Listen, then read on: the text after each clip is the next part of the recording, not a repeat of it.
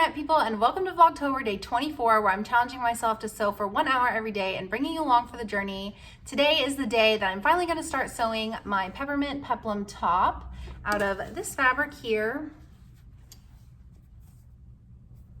Today is Sunday, and I last saw you on Friday when I cut everything out and got it ready for sewing. Yesterday was Saturday, and I didn't get any sewing done. I went on a little day trip to visit my friends at their vacation house, and so I was gone for pretty much the whole day. Their house is near the water, so we went on a nice walk. We made some nice food, had some wine, caught up. I actually haven't seen them since I think before the pandemic started, so we had a lot to catch up on. Sewing was not a priority, so I had a really nice day yesterday, but today is Sunday and today is sewing day. It's really rainy outside. It's so dark. It seems actually like it's evening, even though it's only 2:30. I think I'm gonna sew for more than an hour a day just to catch up from yesterday, and I really wanna make a dent in this top. So without further ado, I need to get my machine set up. I need to wind a bobbin. I think I'm gonna use black thread for this fabric. I mean, in an ideal world, I would probably match this rust color, but I don't actually have anything that matches, and so I think I'm gonna do the contrasting black, and I think that might be kind of nice and, I don't know, kind of spooky, Halloween-ish. I don't know. So I gotta get my machine set up. My serger is currently, the upper looper thread keeps breaking, so I need to go through and like re-thread the, whoa, I just shook the whole thing. I need to go through and re-thread it. I don't know why it's breaking. So I need to get my serger set up, wind a bobbin, and then we can finally get to sewing. Oh, before I forget, I'm wearing the first version that I made of the Nico top.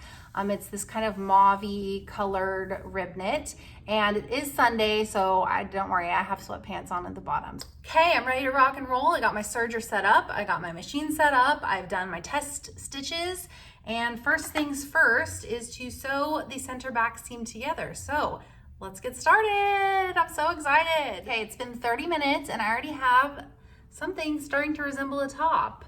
I love how quick the first part of this pattern is. Just goes so fast, it's very satisfying. Okay, so next up is the bias binding on the armhole and the neckline. So wish me luck.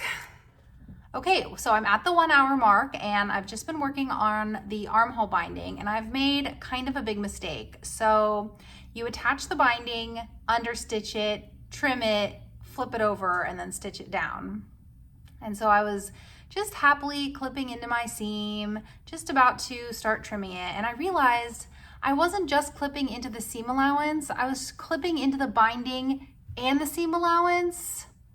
So now my binding has all the clips in it, along with the clips in the seam allowance.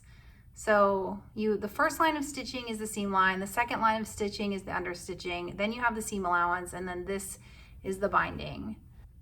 So now my binding has all kinds of clips in it. Oh wait, I was trying so hard not to clip a hole in the actual shirt that I wasn't thinking about what I was doing. Because you know, clipping holes in shirts and clothes that I'm making is definitely something that I'm known to do. Anyways, so I can either just leave it, and then when I stitch the binding down, it'll just have little clips in the back and we'll just ignore them.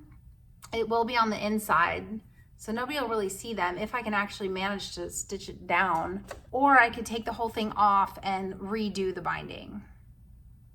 And I'm very hesitant to do that because I don't want to stretch the armhole out. I'm worried that I'll stretch the armhole out if I start messing too much with it. So since the clips will be on the inside, I might just try that and ignore it, because who's going to see the inside anyways, right? Well, it wouldn't be a sewing project that I'm doing without some sort of mistake or hole or clipping mishap. Anyways, so I think I'm just going to like forget that. Well, I was gonna say maybe I'll just like go work on the other armhole, but you know what? No, so I'm just gonna proceed and see what we come up with. So here's the finished first armhole binding from the outside. It doesn't look too bad. It didn't end up too puckery. You can see with the contrasting black thread every little wobble, but I guess I kind of expected that using a contrasting thread. And on the inside, you can see where I clipped into the bias binding and then I just folded it under and stitched it down like normal. And it came out okay. I haven't tried it on yet, but it looks all right. And so I'm just gonna leave it and move on to the other armhole now and make sure not to clip into the bias binding on that one. And then see how it looks when I try it on. Now, I think the structural integrity of the armhole is probably compromised at this point, just because with the clips in it, it probably makes it more flexible maybe. I don't know. But anyways, I'm not gonna worry too much about it. So let's move on to the other armhole.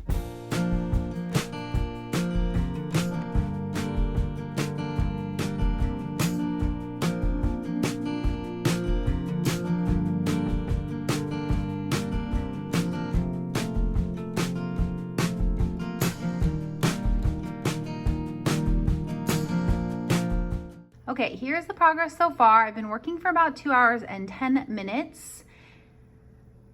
And I managed to do the other armhole binding without too much drama.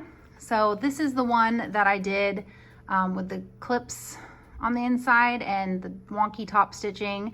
And then this is the one that I just finished, and it came out a little bit puckered, but you can't really tell from here. So I might go back and redo it, maybe.